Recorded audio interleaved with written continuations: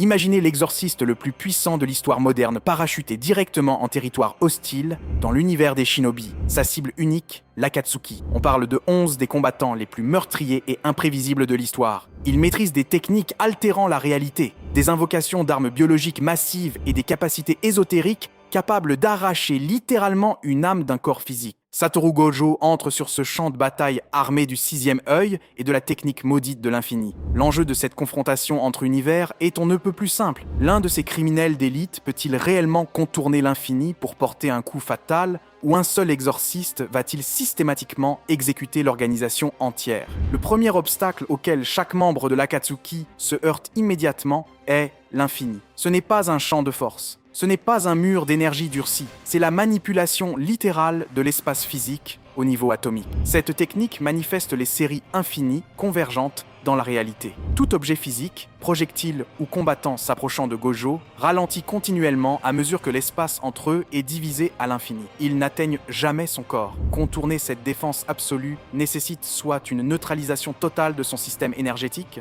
une attaque qui apparaît directement sur sa forme physique, ou un assaut cognitif qui ignore complètement le concept de distance physique. La vague initiale de combattants repose purement sur la saturation physique, le volume d'attaque et la force cinétique brute. Cette approche tactique les place immédiatement dans une position fatale face à un combattant qui commande la géométrie spatiale. Sasori du Sable Rouge s'avance le premier. C'est un maître marionnettiste qui opère en submergeant ses adversaires sous un nombre d'attaques inéluctables. Il déploie 100 marionnettes armées simultanément sur le champ de bataille. C'est un spectacle visuellement terrifiant, un essaim massif et coordonné de lames empoisonnées fonçant sur une cible unique pour briser ses défenses. Les marionnettes réduisent la distance. Elles frappent. Chaque lame s'arrête net dans les airs. L'infini divise proprement l'espace entre les armes physiques et la cible. L'énergie cinétique des marionnettes se dissipe totalement dans l'espace infini entourant l'exorciste. Sasori réalise instantanément que les impacts physiques échouent. Il intensifie son assaut en libérant un nuage dense de gaz toxique avec l'intention d'asphyxier l'exorciste. L'infini opère à un niveau d'analyse des menaces automatiques et hautement complexe. Il évalue continuellement la masse, la vitesse et la composition chimique. La barrière laisse passer l'oxygène respirable tout en filtrant parfaitement les toxines chimiques complexes du gaz. Gojo reste totalement indemne, respirant normalement au centre d'un nuage toxique. Grâce au sixième œil, Gojo bénéficie d'un traitement visuel ultra efficace, décomposant le champ de bataille en données énergétiques pures. Il repère instantanément le cœur de chakra vivant caché au plus profond de la marionnette Iruko de Sasori. Il ne s'engage pas dans un échange physique prolongé. Il pointe un seul doigt. Gojo libère le sort inversé, luisance rouge, une force de gravité localisée violemment répulsive. L'explosion oblitère instantanément l'armure et broie le cœur biologique avant même que Sasori ne puisse tenter de transférer sa conscience dans un autre corps de marionnette. Le combat se termine en quelques secondes. Hidan et Kakuzu entrent ensuite en scène, apportant des formes d'immortalité spécialisées qui se heurtent immédiatement à des problèmes structurels massifs contre la manipulation spatiale. Hidan est un fanatique du corps à corps. Son cycle de combat tourne autour d'une condition de victoire très spécifique. Il doit prélever une seule goutte de sang de son adversaire, l'ingérer et initier un rituel de transfert de dégâts de style vaudou. La mécanique de l'infini rend cette condition mathématiquement impossible à atteindre. Hidan ne peut littéralement pas toucher sa cible. Sa faux à 3 lames fend l'air sauvagement, mais les lames ralentissent éternellement dans l'espace microscopique juste au-dessus de la peau de Gojo. Même dans un scénario hautement théorique où la barrière de l'infini tomberait, où Hidan porterait un coup propre, ingérerait le sang et terminerait le rituel, se poignarder le cœur ne garantirait toujours pas la victoire. Gojo possède un sort inversé hautement avancé. Cela lui permet de soigner continuellement des dommages internes fatals en multipliant l'énergie négative pour créer de l'énergie positive curative. Il peut régénérer des organes détruits en temps réel. Gojo se lasse rapidement de la faux qui s'agite. Il crée une singularité localisée en utilisant l'aspiration bleue. L'attraction gravitationnelle intense broie violemment Hidan en une boule dense de matière organique, l'enterrant définitivement dans la Terre. Kakuzu tente de soutenir son partenaire. Il mise entièrement sur une durabilité physique extrême et une puissance élémentaire écrasante. Il utilise sa technique de la lance de terre pour durcir sa peau jusqu'à la densité du diamant. Cela lui permet d'ignorer complètement les frappes physiques conventionnelles les armes tranchantes et les attaques de ninjutsu standard. C'est un tour défensif redoutable. Cependant, la durabilité physique progresse de manière linéaire. L'équation imaginaire, violette de Gojo, progresse de manière infinie. Le violet n'est pas un projectile de chaleur brute ou un rayon laser destructeur. C'est la collision violente des concepts de poussée et d'attraction, créant une masse localisée d'espace imaginaire qui efface simplement toute matière qu'elle touche de la réalité. Une peau dense comme le diamant n'a aucune importance si l'espace physique que cette peau occupe est supprimé. De plus, la dépendance de Kakuzu à 5 cœurs élémentaires distincts est une vulnérabilité massive. Les 6 yeux perçoivent parfaitement le flux d'énergie, mettant en évidence l'emplacement exact des réseaux de chakras capturés à l'intérieur du corps du monstre. Gojo ignore totalement les masques élémentaires. Il tire plusieurs distorsions spatiales rapides, balayant les 5 cœurs de Kakuzu en une fraction de seconde. L'échelle du combat change complètement lorsque Gojo affronte l'armée des Zetsu blancs. Le champ de bataille est inondé de 100 000 clones biologiques. Cela introduit une menace d'un genre différent. Un ninja de haut rang normal finirait par épuiser son chakra, souffrirait d'une fatigue musculaire extrême et finirait par être submergé et éliminé par le volume incessant de corps. C'est un test d'endurance brute. Gojo brise complètement l'échelle de l'endurance. Le 6e œil réduit sa consommation d'énergie maudite à un chiffre infime. Elle approche de 0. Il regagne son énergie passivement plus vite qu'il ne la dépense en lançant des techniques de haut niveau. Il possède effectivement une endurance infinie. Il tient sa position pendant 24 heures d'affilée, pulvérisant sans relâche les foules avec le bleu et le rouge, atomisant clone après clone. Pour éviter que son propre cerveau ne grille à cause de l'utilisation constante de ces techniques, il fait circuler en permanence le sort inversé dans son cortex cérébral, gardant son esprit parfaitement frais. Ce n'est plus une bataille, c'est une extermination. Gojo élimine l'armée entière de 100 000 Zetsu sans verser une seule goutte de sueur. Le 2e rang de combattants abandonne la force brute. Ils introduisent une destruction de zones massives et des tactiques de survie extrême conçues pour durer plus longtemps que leurs adversaires. Deidara adore les explosions accablantes. Il commence l'engagement en larguant ses bombes d'argile volante standard. Il génère d'énormes explosions enflammées et des ondes de choc massives qui déchirent le sol. Elles ne font absolument rien contre la barrière de l'infini. La chaleur intense, la force de concussion et les éclats de shrapnel ne peuvent pas traverser l'espace infiniment divisé pour atteindre la cible. Deidara devient de plus en plus frustré par son incapacité à porter un coup. Il passe immédiatement à sa technique ultime, le C4 Karura. Ici, la mécanique devient véritablement dangereuse. Il fait exploser un clone d'argile géant qui libère des millions de bombes microscopiques dans l'air. Vous les respirez et elles font exploser votre corps de l'intérieur, vous réduisant en poussière. Cela ressemble au contre parfait contre un bouclier externe. Le résultat repose entièrement sur une analyse stricte de l'échelle. Les bombes microscopiques de Deidara opèrent au niveau cellulaire. L'infini de Gojo manipule le tissu de l'espace au niveau atomique. La barrière est fondamentalement plus petite et bien plus précise. Les 6e œils confèrent à Gojo une acuité visuelle qui égale facilement le Sharingan, lui permettant de voir les particules d'argile microscopiques flottant dans l'air. La barrière de l'infini reconnaît la masse étrangère militarisée et bloque parfaitement les particules avant qu'elles ne franchissent le seuil de son système respiratoire. Poussé par le désespoir pur et un ego blessé, Deidara déchire la bouche sur sa poitrine et déclenche son mécanisme d'autodestruction C0. Il transforme son corps entier en bombe, créant une explosion aveuglante avec un rayon confirmé de 10 km. L'ampleur de la destruction semble totale. Elle rase le paysage. Gojo compresse simplement les coordonnées spatiales entre sa position actuelle et une distance de sécurité. Il utilise sa téléportation à longue distance pour sortir instantanément de la zone d'explosion. Il regarde à des kilomètres de là, Deidara épuiser son arsenal et se vaporiser lui-même. Conan entre dans le cratère pour tenter de piéger l'anomalie. Elle opère avec une préparation froide et précise. Elle prépare un piège composé de 6 milliards de parchemins explosifs, réglés pour exploser sans interruption pendant 10 minutes consécutives. Elle a conçu ce danger environnemental spécifiquement pour contrer la limite d'intangibilité de 5 minutes d'Obito Uchiha. Le défaut fatal de cette stratégie est que Gojo n'a pas de limite de temps. Son infini est un état passif,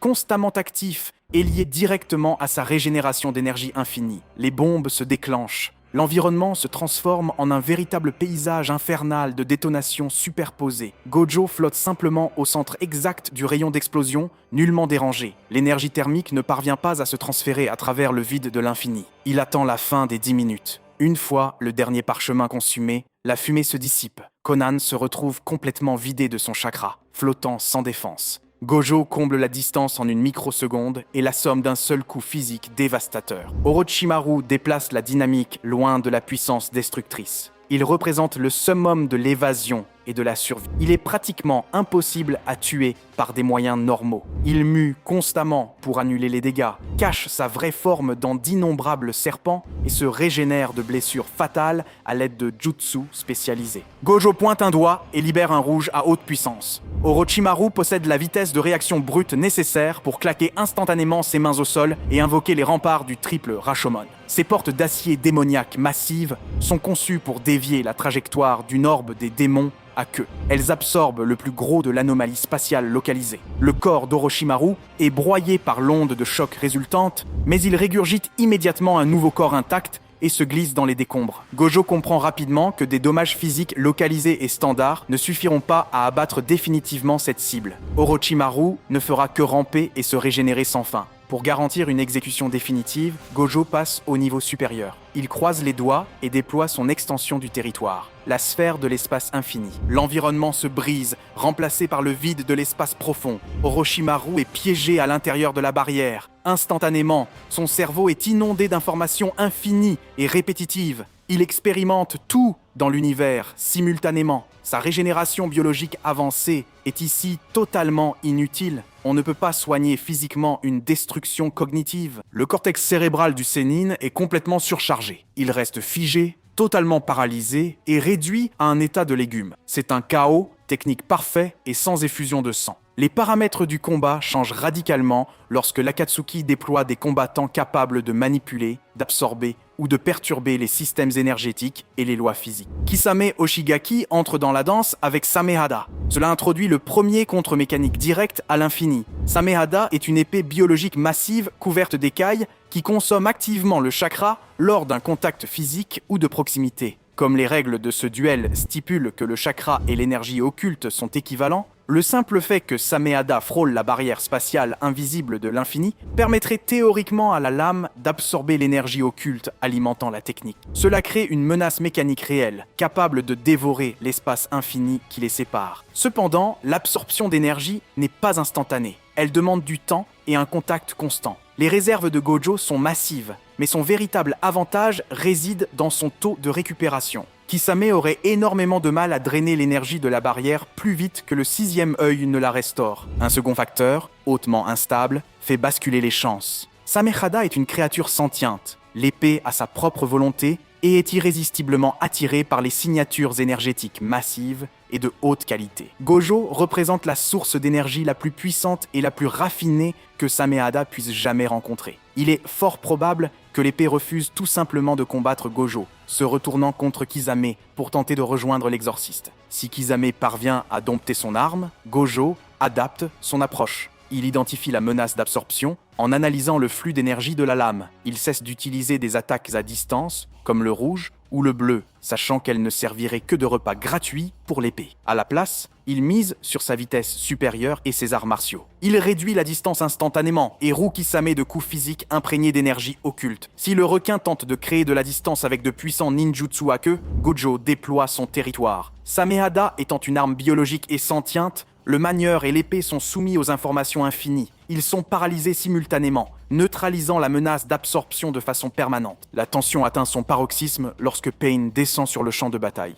Nagato contrôle les 6 corps simultanément à distance. Ils entourent Gojo, modifiant complètement le paysage tactique. C'est la première fois que Gojo est placé dans un danger réel et multidirectionnel. Tendo, le corps divin, est le problème immédiat. Il contrôle la gravité avec l'attraction céleste et la répulsion céleste. Cela perturbe fondamentalement l'espace autour de Gojo. Quand Gojo utilise le bleu pour attirer une cible, Tendo peut le contrer avec une force répulsive parfaitement synchronisée. Il neutralise la capacité de Gojo à contrôler le terrain à distance, imposant un combat rapproché dangereux. Gakido se tient devant, fonctionnant comme un trou noir énergétique prêt à absorber tout sortilège lancé. Mais l'élément le plus terrifiant est Ningendo. S'il parvient à établir un contact physique direct avec la tête ou le torse de Gojo, il peut littéralement arracher son âme de son corps. Gojo est attaqué sous 6 angles différents, coordonnés par la vision partagée du Rinnegan. Gojo réalise que la pression physique devient trop forte. Il active la sphère de l'espace infini pour tous les piéger. Si les 6 corps sont pris dans la barrière, le combat s'arrête net. Leur cerveau sature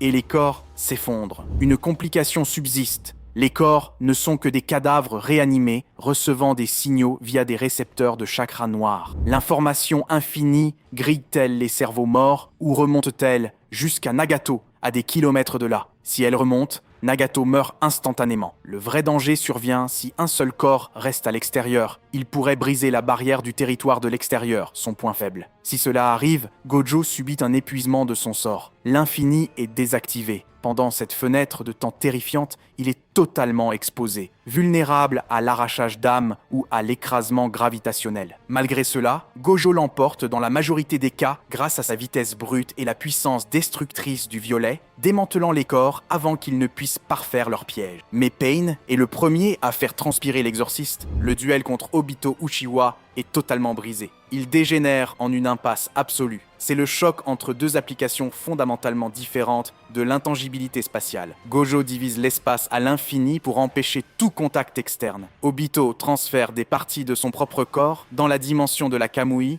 pour passer à travers les attaques. Aucun des deux ne peut infliger de dégâts conventionnels à l'autre. Gojo tire un violet massif, la masse destructrice passe à travers le torse d'Obito sans le toucher. Obito avance et tente de saisir l'épaule de Gojo pour l'aspirer dans la Kamui. Sa main s'arrête net à 1 cm du tissu, stoppé par l'infini. C'est une danse de fantômes. Obito a une limite de 5 minutes consécutives pour son intangibilité, mais il peut la réinitialiser en se matérialisant une fraction de microseconde. Gojo, lui, doit toucher physiquement son adversaire pour porter un coup d'art martial décisif. La seule ouverture se produit si Gojo désactive temporairement sa barrière pour frapper. Obito pourrait alors utiliser ses réflexes pour se matérialiser au point de contact et aspirer Gojo. Obito a-t-il la vitesse pour ce piège? Oui, il a rivalisé avec Minato Namikaze. Si Gojo reconnaît ce piège grâce au 6e œil, il refusera tout contact physique et gardera sa barrière active en permanence. Le combat devient un test d'endurance mentale. Bien que Gojo ait l'avantage de l'énergie, Obito a prouvé sa résistance durant la guerre. Une retraite mutuelle est l'issue la plus logique. Aucun ne peut tuer l'autre sans risquer sa propre vie. Le point culminant de cette épreuve repose sur les épaules d'Itachi Uchiwa. C'est le pire affrontement possible pour le plus fort des exorcistes. Comment vaincre un adversaire dont la défense spatiale ne peut être contournée par la vitesse ou la puissance? Vous ne l'attaquez pas physiquement. Ce combat nécessite une compréhension précise du fonctionnement du 6e œil. Ils permettent à Gojo de traiter l'énergie occulte au niveau microscopique, de lire les techniques et de gérer son énergie avec une efficacité mathématique. Cependant, ils ne lui confèrent aucune résistance biologique inhérente aux illusions oculaires, à la manipulation mentale ou au piratage cognitif. Itachi engage le combat par un simple contact visuel. Au moment où Gojo plonge son regard dans le Sharingan, les règles fondamentales de l'affrontement sont définitivement altérées. Le Sharingan projette du chakra directement dans le réseau cérébral de la cible, manipulant ses sens de part en part. Itachi active le Tsukuyomi. Il s'agit d'un Genjutsu de haut niveau qui contourne entièrement l'espace physique. Il n'a pas besoin de traverser la distance infinie de la barrière de l'infini comme un projectile ou une onde de choc. Il cible directement la conscience, apparaissant à l'intérieur même de l'esprit de la victime. Cela reflète exactement les effets de grillage de cerveau de la propre technique de Gojo. Mais Itachi l'inflige instantanément d'un simple regard. Gojo n'a aucune défense mécanique contre une attaque qui se manifeste à l'intérieur de ses propres neurones. Sa barrière spatiale infinie protège parfaitement sa peau, mais elle ne fait absolument rien pour protéger son esprit. En un instant, Gojo est paralysé, son cerveau brisé par l'illusion. Si les combattants parviennent à éviter un échange immédiat de Genjutsu et que le combat bascule vers un choc destructeur, Itachi manifeste le Susanoo. Cet avatar blindé massif est équipé d'armes éthérées, spécialisées qui défient directement la domination de Gojo sur les lois physiques, comme le miroir de Yata, un bouclier qui altère ses propres attributs physiques et spirituels pour annuler absolument n'importe quelle attaque. C'est une défense absolue, capable de dévier ou d'absorber la masse imaginaire du violet. Il s'adapte à n'importe quelle force projetée contre lui, ou l'épée de Totsuka. Elle change radicalement la dynamique de la confrontation. Ce n'est pas une arme physique forgée, mais une lame spirituelle éthérée qui n'inflige pas de lacération conventionnelle. Elle scelle toute entité qu'elle perce dans une dimension de Genjutsu pour l'éternité. Puisqu'il s'agit d'un pur concept spirituel opérant totalement en dehors des lois physiques et de la géométrie standard, il est logiquement très probable qu'elle contourne simplement la division spatiale de l'infini. Elle ne cherche pas à couper l'espace, elle frappe directement l'âme. Si tout le reste échoue, si Gojo survit au Genjutsu et évite la lame de scellement, Itachi possède la sécurité ultime, l'Izanami. En sacrifiant définitivement la vue d'un de ses yeux, Itachi peut enfermer Gojo dans une boucle temporelle déterministe infinie. Cette boucle ne peut être brisée, ni par la puissance brute, ni par une vitesse immense, ni par la manipulation spatiale. Elle ne s'arrête que lorsque la victime accepte son destin. Itachi possède ainsi de multiples voies pour contourner totalement la barrière de l'infini, ce qui en fait le vainqueur incontestable de ce duel spécifique. Le principe établi au début de cette analyse reste vrai. La puissance brute, la vitesse extrême et la durabilité physique sont rendues obsolètes par les mécanismes complexes de l'infini. On ne peut pas percer l'infini par la force, ni le brûler. Pour vaincre Satoru Gojo, un adversaire a besoin de capacités spécialisées qui ignorent totalement les lois de l'espace physique. L'Akatsuki, évaluée en tant qu'organisation complète, serait décimée par Gojo dans un engagement direct et classique. Les combattants physiques sont atomisés sans effort. Les maîtres des explosions sont ignorés. Les absorbeurs d'énergie sont submergés par son efficacité infinie. Cependant, au sommet de l'élite de l'organisation, le déphasage spatial d'Obito et les assauts cognitifs éthérés d'Itachi fournissent les clés tactiques exactes pour contourner la barrière de l'infini et garantir une issue fatale. Ils prouvent que l'anomalie n'est pas totalement intouchable, à condition de l'attaquer là où l'espace n'existe plus. Alors, qu'en pensez-vous? Êtes-vous d'accord avec nos hypothèses ou sont-elles totalement fausses? N'hésitez pas à vous expliquer en commentaire. En attendant, je vous dis à la prochaine vidéo.